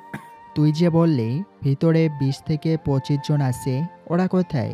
কিছু লোক আছে পিস্তল রাখা রুমে, আবার কিছু লোক বোম রাখা রুমে, আবার কিছু আছে মেয়েগুলোর রুমে। সিঁড়ি দিয়ে নামার সময় 3 জনকে দেখতে পাবেন। তারপর ওই দরজাগুলোর সামনে 2 জন করে লোককে দেখতে পাবেন। যেভাবে বলছিস তা ঠিক বলছিস তো? সত্যি বলছি আমি। তোর কাছে মোবাইল বা অন্য কিছু কি আছে? মোবাইল ছাড়া আর কিচ্ছু নেই। ঠিক আছে, ছেড়ে দিলাম তোকে। মোবাইলটা দিয়ে যা। তবে একটা কথা, যদি ভিতরে কোনোভাবে খবর দিচ্ছিস তাহলে কিন্তু ভালো হবে না। সত্যি বলছি আমি, কাউকে কিচ্ছু বলবো না। তাহলে এখন পালিয়ে যা এখান থেকে। লোকটা এখান থেকে যায়। এরপর আকাশের একটা বন্দুক নেয়, যেটার মধ্যে 20টার মতো বুলেট ধরে। এর বাড়তি বুলেট ভর্তি ম্যাগাজিন নিয়ে নেয়। আমরা কি আসবো? তোমরা আসো পিছন দিয়ে। এবার সিঁড়ি দিয়ে নিচে নেমে 3 জনকে দেখতে পাই। ওদের ওখানেই মেরে ফেলে। এরপর যাই সামনের দিকে, দরজা খুলে আরও 6 জনকে দেখতে পাই। ওদেরও মেরে ফেলে, কিন্তু গুলির শব্দ শুনে বাকিরাও প্রস্তুত হয়ে পড়ে। এবার আমরা কি করব? তোমরা পিছনে থাকো, যাকে পাও মারতে থাকো। সাথে পিস্তল, বোমা আর মেয়েগুলোকে সাবধানে ওখান থেকে বের করো। কিন্তু বস, আপনি কি করবে? আমি ততক্ষণে ওদের বসের সাথে দেখা করে আসি। ঠিক আছে বস। এইদিকে আকাশ ওদের বসের রুমে যেতে থাকে। অন্যদিকে বাকি সবটা আবির আর বাকিরা দেখতে থাকে। একটু পরেই ওদের বসের রুমে আসে। এসে দেখে বেটা ঘুমাচ্ছে মেয়ে নিয়ে। সেজন্য গুলি করে আগে লোকটাকে মেরে ফেলে। তারপর তোমাদের আর কোনো ভয় নেই, এবার নিজেকে ঠিক করে বের হও তাড়াতাড়ি করে। মেয়েটি কিছুক্ষণের ভিতর রেডি হয়ে নেয়। এইদিকে বাকি মেয়েগুলোকে আর বন্দুক বোমাগুলো ওরা নিজেদের গাড়িতে তুলে নেয়। এই জায়গাটা এভাবে খোলামেলা ছেড়ে দেওয়া চলবে না, এটাকে কিছু একটা তো করতে হবে। কি করবেন? বোমাগুলো দাও তো। বোমাগুলো নিয়ে ওই ঘরের ভিতর লাগিয়ে দেয়। এরপর বাইরে ট্রিগার নিয়ে চলে আসে। বাবু, শাকিল, তোমরা এই বন্দুকগুলো নিজেদের মধ্যে ভাগ করে নিও। তার সাথে এই মেয়েগুলোর নাম ঠিকানা লেখা হয়ে গেলে যাকে যেভাবে সুবিধা হবে তাকে সেভাবে পৌঁছে দেওয়ার ব্যবস্থা করবে। সেই জন্য তোমরা এখন আসো। কিন্তু স্যার, আপনি এখানে থেকে কি করবেন? তোমাদের যেতে বলেছি, তোমরা যাও। আমার আবিরকে নিয়ে এখানে কাজ আছে। আগে জায়গাটা পুরোটা উড়িয়ে দিব। বস, চলি তাহলে। অনেক ভালো লাগলো আপনার সাথে দেখা হয়ে। ওরা দুজন সবটা নিয়ে চলে যায়। আবির আকাশ আশেপাশে দেখতে থাকে। যদি কোনো কারণে বোমাগুলো ফাটে তাহলে আশেপাশে কোনো ক্ষতি হবে কিনা সেটাই দেখতে থাকে। সবটা দেখার পরে কোনো ক্ষতির কারণ তো দেখছি না। এবার আমরা এখান থেকে বেরিয়ে পড়ি। ঠিক আছে, চলুন। গাড়িতে একটু দূরে এসে টিকার চেপে পুরো জায়গাটা উড়িয়ে দেয়। এরপর চলে আসে ওখান থেকে। অন্যদিকে ডেভিলের কাছে কল আসে। কি বলছিস? আমি ঠিকই বলছি। ওদের এত বড় সাহস হয় কি করে? ওরা আমার সাথে এরকমটা করে? কিন্তু বস, কে করেছে এরকমটা তা তো আমরা জানি না। ঠিক আছে, তোমরা সাবধানে থাকো, আমি খবর নিচ্ছি। এদিকে ডেভিল রানা আর জাফরের সাথে কথা বলতে থাকে। বিশ্বাস করুন, আমি এরকমটা করিনি। আপনার সাথে পাঙ্গা নেওয়ার সাহস আমরা পাবো কি করে বল? তোরা যে সত্যি বলছিস তা আমি বিশ্বাস করব কি করে? আমি যে নিজের আস্তানায় ছিলাম তার সিসিটিভি ফুটেজ আমি আপনাকে দেখাতে পারবো। আমিও পারবো। তোরা যদি এই কাজটা না করিস তাহলে কার এত বড় সাহস হবে? একজন লোক আছে। কে সেই ব্যক্তি? আকাশ নামে কাউকে কি চেনেন মাফিয়ার জগতে? এই নামে তো চিনি না কাউকে। এটা কি নতুন কোনো দল? নতুন না, ও সবার থেকে পুরনো মাফিয়া, সাথে অনেক শক্তিশালী আর সাহসীও। তাহলে তো ওর সাথে একবার মোকাবিলা করতেই হবে। কিন্তু ওর সাথে একা তো পারবেন না। কেন পারবো না? ওর আন্ডারে অনেক লোক কাজ করে, ওর উপরও অনেক পাওয়ারফুল লোক। তোরা শুধু ওর ঠিকানা বল, আমি লোক পাঠাচ্ছি। ওরাই দেখবি ওকে শেষ করে চলে আসবে। কি বলেন? তা কতজন লোক পাঠাবেন? 15 জন পাঠালে কি চলবে? 20 জন লোকে ওর কিছুই করতে পারবে না। তাহলে কি করতে হবে? মোটামুটি 40 জনের একটা টিম পাঠান, তাহলে কিছু একটা রেজাল্ট তো আসবেই। ঠিক আছে, তোমরা ওর ঠিকানা জোগাড় করে আমাকে জানাও। আমি এর ভেতরে লোকেদের তৈরি করে নিচ্ছি। ওদের তোমাদের কাছে একদিন রাখার ব্যবস্থা করে নিও। ওটা নিয়ে কোনো চিন্তা করবেন না। ঠিক আছে, তাই যেন হয়। এইদিকে ওদের কথাগুলো শুনলেন। এবার দেখি আকাশ কি করে। বস, এখন তাহলে কি করবেন? আমাদের লোকেদের সতর্ক আর তৈরি থাকতে বলবে। কেন বস, কোনো বিপদ হবে কি? আমরা যেখানে হামলা করেছি ওদের বস তো বসে থাকবে না, যে কোনোভাবে আমাদের ঠিকানা জোগাড় করবে, তারপর কিছু একটা তো করে নিবেই। সেজন্য সাবধানে থাকবে, বুঝলে? জি বস, বুঝতে পেরেছি। এইদিকে ডেভিলও লোকেদের পাঠিয়ে দেয়। ওরা রানা আর জাফরের কাছে ভাগ হয়ে থেকে যায়। পরের দিন আমি খবর পেয়েছি আকাশ আস্তানায় নেই। তাহলে কোথায়? কেন? একটা ভার্সিটিতে ওকে দেখা গেছে।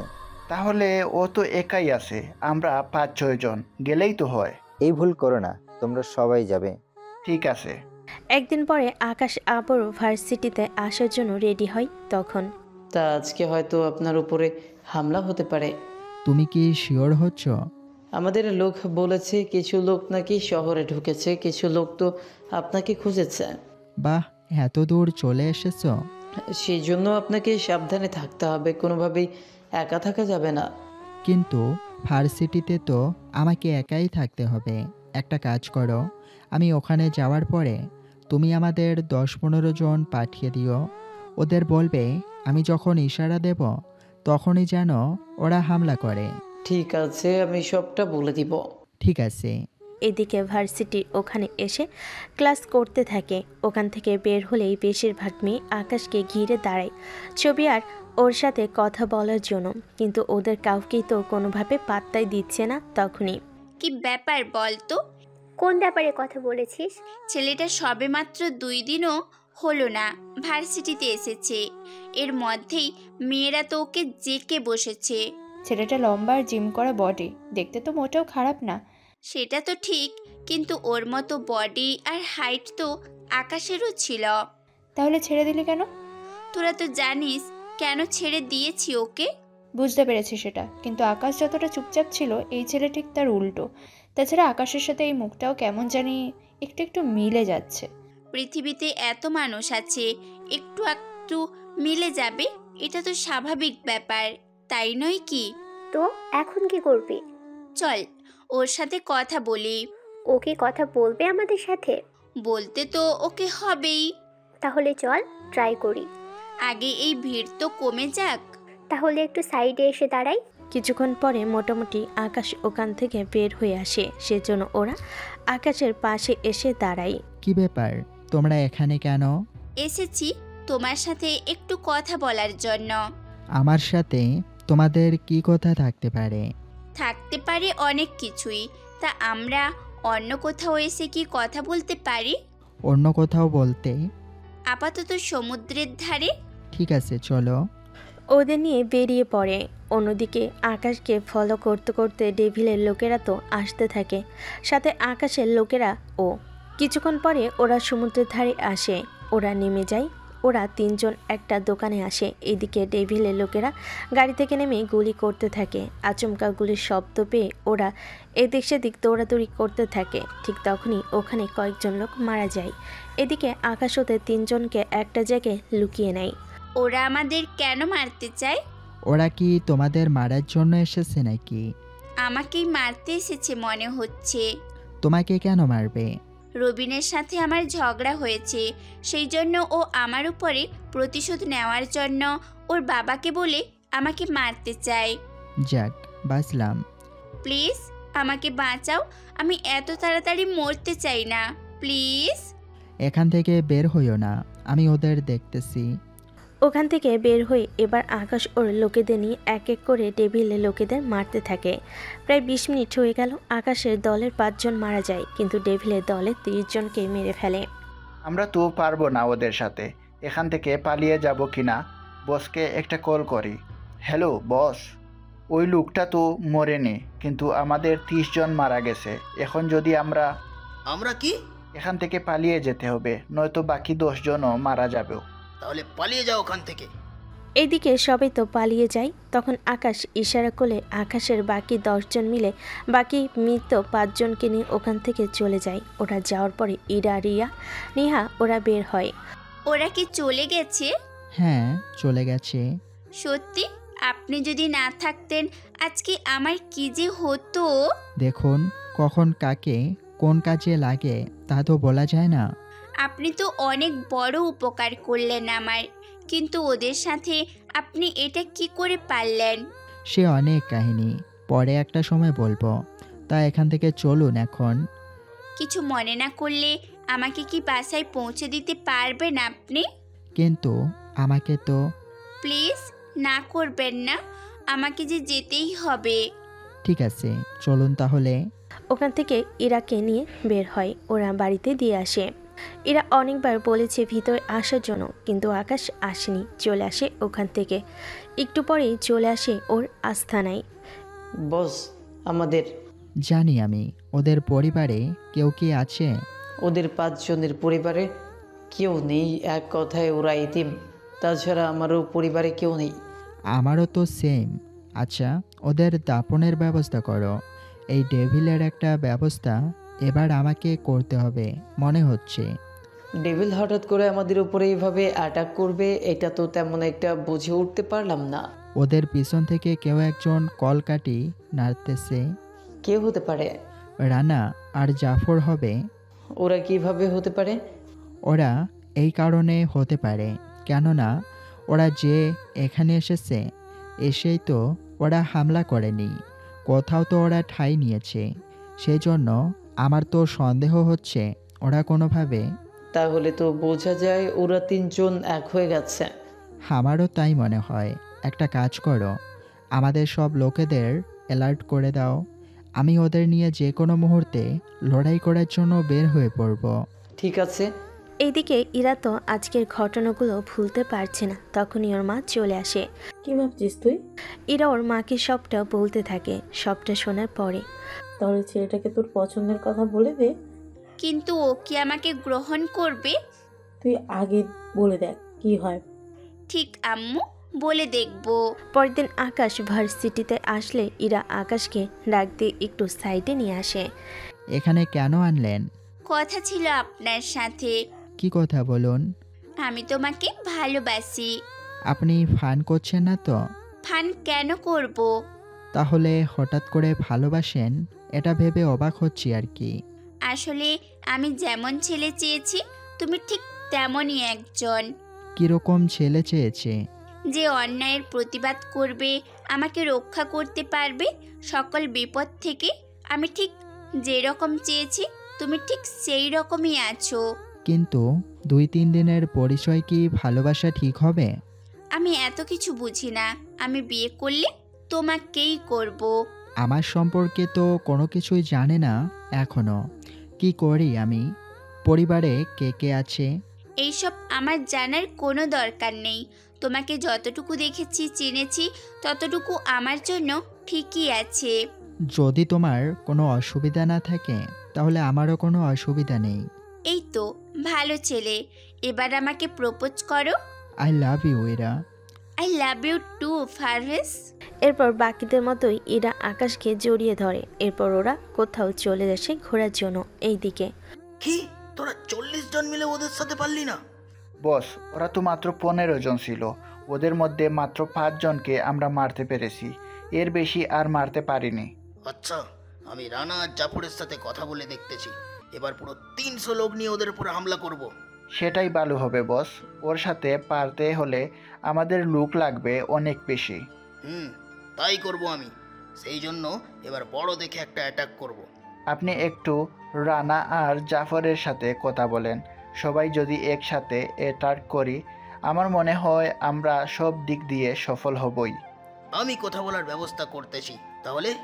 অন্যদিকে ইরা আজকে অনেক খুশি, কেননা ইরা ওর মনের কথাটা বলতে পেরেছে। এদিকে আকাশ তো ভিতরে ভিতরে প্ল্যান করতে থাকে কিভাবে ইরাকে শিক্ষা দেওয়া যায় সেই ব্যাপারে। একটু পরে চলো আমরা তাহলে এখন বাসায় ফিরে যাই। ঠিক আছে চলো। এরা তো চলে আসে। অন্যদিকে আকাশ চলে যায় আস্থানায়। এখানে আবিরের সাথে মিটিং করতে থাকে। বস, আমরা কি অ্যাটাক করব ওদের? আমি যতদূর জানি ওরা আর জাফরের সাথে হাত মিলিয়েছে। তাহলে এখন উপায়? তুমি কি ভয় পাচ্ছ? ভয় পাচ্ছি না। আমরা কি একসাথে ওদের 3 জনের উপরে হামলা করব নাকি আলাদাভাবে, এটাই ভাবছিলাম। যাই করতে হবে একসাথে করতে হবে। কেননা এখন যদি জাফরের উপর হামলা করি তাহলে রানা আর ডেভিল সতর্ক হয়ে যাবে। তাহলে বুঝতেই তো পারছ ব্যাপারটা কোন দিকে যাবে। আগে তো ভাবিনি, তাহলে এখন উপায় কি? কয়েকটা দিন অপেক্ষা করো, দেখবে ওরাই আসবে আমাদের উপরে অ্যাটাক করার জন্য। তখন আমরা ওদের প্রতিহত করব। আমি তাহলে আমাদের বাকি সদস্যদের খবর দিচ্ছি, ওরা যেন আমাদের সাথে এখানে থাকা শুরু করে। কিন্তু এত লোকের জায়গা? আমাদের এই পুরো এরিয়ার ভেতরে অনেক জায়গা আছে। আপনি বললে আমি মোটামুটি 300 থেকে 400 লোকের থাকার জন্য তাঁবুর মতো করে দিব। ওরা ওখানেই থাকতে পারবে একসাথে। এমনকি আমি ওদের খাওয়ার ব্যবস্থাও করে নিব। ঠিক আছে, ওদের বলবে যার কাছে যত অস্ত্র আছে সব কিছু নিয়ে যেন ওরা চলে আসে। ঠিক আছে, বলে দিব আমি। এইদিকে আবির সবার জন্য আগে থাকার ব্যবস্থা করতে থাকে। অন্যদিকে আকাশ ইরার সাথে দেখা করার জন্য বের হয়। রাস্তায় ইরাকে গাড়িতে উঠিয়ে নিয়ে যেতে থাকে আকাশ। আচ্ছা, তুমি এত বেশি দেখা করো কেন? বেশি দেখা করলে কি তোমার সমস্যা হচ্ছে? সমস্যা বলতে এখনই যদি দেখা করে সব কথা শেষ করে ফেলি তাহলে সামনের দিকে কি করব বলো? বিয়ের পরে তেমন কোনো কথাই আমরা বলবো না। কথা বলবো না মানে? বিয়ের পরে কথা কম বলবো। তখন তাহলে করব কি? তখন শুধু রোম্যান্স করব। কিন্তু আমি তো রোম্যান্স পারি না। চিন্তা করো না, আমি তো আছি, আমি শিখিয়ে দিব। তা তোমাকে যে কথাটা বলার জন্য এসেছি, আম্মু তোমাকে নিয়ে যেতে বলেছে। আমাদের বিয়ের ব্যাপারে কথা বলবেন, সেই জন্য। এখনই কি যেতে হবে? তাছাড়া আমরা তো আমাদের বাসার দিকেই যাচ্ছি। ও আচ্ছা। একটু পরে ওরা বাড়িতে আসে। তখন ইরান মায়ের সাথে কথা বলতে থাকে। কথা বলার একটা পর্যায়ে আমি তাহলে 6 থেকে 7 দিনের ভিতরে তোমাদের বিয়ে দিতে চাই, তাই এতে তোমার কোনো আপত্তি নেই তো? আমার কোনো আপত্তি নেই। কিন্তু আপনি তো জানেন আমার পরিবারে কেউ নেই। চিন্তা করো না, তুমি এই বাড়িতে থাকো, আমি তোমাকে এই বাড়িতে রেখেই বিয়ে দেব। তাছাড়া বিয়ের পরে তুমি এই বাড়িতেই থাকতে পারবে। ঠিক আছে, আপনি তাহলে বিয়ের ব্যবস্থা করুন, আমি ততক্ষণে আমার কিছু কাজ সেরে নিচ্ছি। ঠিক আছে বাবা, তুমি তাহলে আসো। আকাশ তো চলে আসে। এতে ইরা অনেক খুশি হয়, কেননা শেষমেশ কি হবে, আকাশ কি আদৌ ইরাকে বিয়ে করবে নাকি প্রতিশোধ নেওয়ার জন্য এরকমটা করেছে, তা আপনারা আরও পরে জানতে পারবেন। এইদিকে আকাশ ওর লোকেদের তো রেডি করে ফেলে। অন্যদিকে আমাদের সব লোক রেডি তো? জি বস, সব লোক রেডি। তা রানা আর জাফরের সাথে কি কথা বলেছেন? ওদের সাথে আমার কথা হয়েছে, ওরাও কাল রওনা দিবে, আমরা সবাই একসাথে রওনা দেব। কিন্তু এত লোক গিয়ে কি করব? ওরা দুজন বলেছে লোক বেশি করে নেওয়ার জন্য, সেই জন্য যা যা আছে সবটা নিয়ে বেরিয়ে পড়। এদিকে ওরাও বেরিয়ে পড়ে। অন্যদিকে আকাশর সব লোকেদের নিয়ে রেডি হতে থাকে। কিছু লোককে জঙ্গলে বাহিরে রাখে যেন ওরা এই দিকের খবর দিতে পারে। কিছু লোক পুরো জঙ্গলকে ঘেরাও করে রেখেছে। আকাশর প্রতিটা লোককে একটা করে হেঞ্জি পরিয়ে দেয় যেন ও নিজের লোকেদের চিনতে পারে, কেননা এতগুলো লোকের মাঝে দেখা যাবে কেউ কাউকে চিনবে না, উল্টো নিজেদের লোককে মেরে ফেলবে।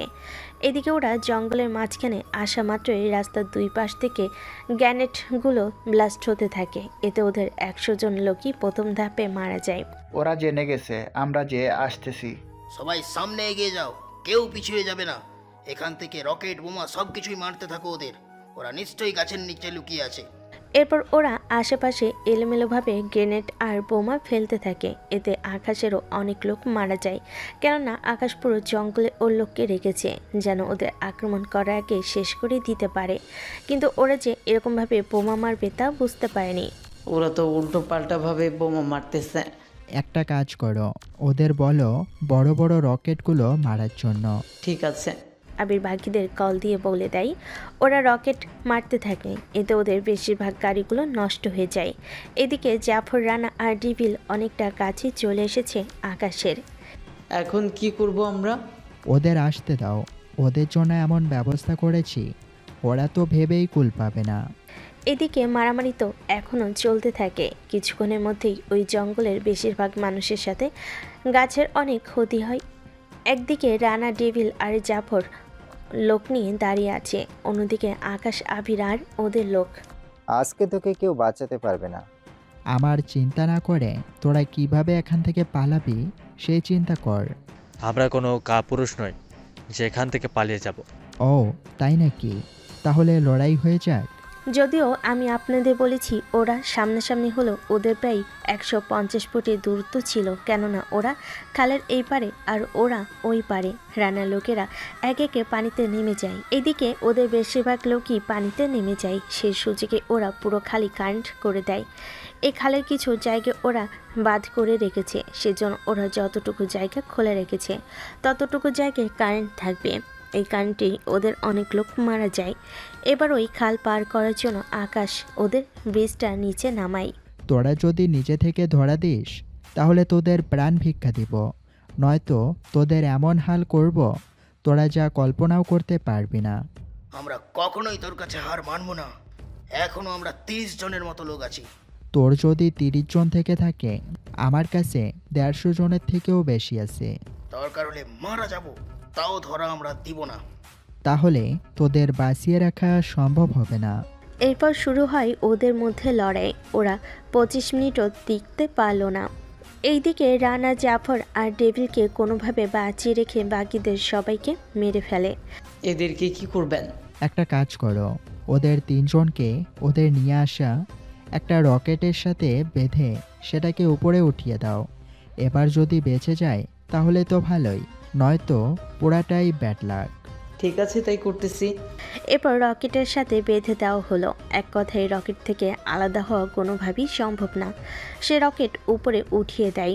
ওরাও রকেটের সাথে সাথে নাফরিয়ার দেশে চলে যায়। এরপর ওখানে থাকা আকাশের লোকেদের মধ্যে বড় যারা ওদের বিয়ের দাওয়াত দেয় বাকিদের উদ্দেশ্যে বলে, চাইলে আমি সবাইকে দাওয়াত দিতে পারবো না, সেই জন্য তোমাদের জন্য ব্যবস্থা করেছি।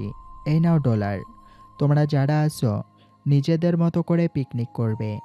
যা যা তোমাদের বস খাবে সেসব কিছু তোমাদের জন্য রান্না করা হবে। এই কথা শুনে লোকজন তো খুশি হয়ে যায়। এরপর সবিকে সবটা বুঝিয়ে দিয়ে ওখান থেকে আকাশ চলে আসে ইরাদের বাসায়। তুমি এত লেট করলে কেন? বিয়ে তো এখনো 2 দিন আছে, তাছাড়া আমাদের তো গায়ে হলুদ হবে না, শুধু বিয়েটাই হবে। তাছাড়া আমার 15 জন লোক আসবে, তাদের খাওয়াতে কোনো অসুবিধা হবে না তো? কি যে বলছো, এতে অসুবিধা কেন হবে? একদিন পরে বিয়ের আয়োজন। আকাশের মেহমানদের সাথে ইরার বান্ধবীগুলো আসে। এদিকে খাবারের আয়োজন শেষ, বিয়ে পড়াও শেষ। একদিকে আকাশের লোকেরা চলে যায়, আবার ইরার বান্ধবীগুলো চলে যায়। বাসর ঘরে ইরা বসে আছে আকাশের জন্য। একটু পরে আকাশ রুমে তো আসে, কিন্তু ইরা দেখে চমকে যায়। তুমি এখানে কেন আকাশ? তুমি জানো না আমার বিয়ে হয়ে গেছে?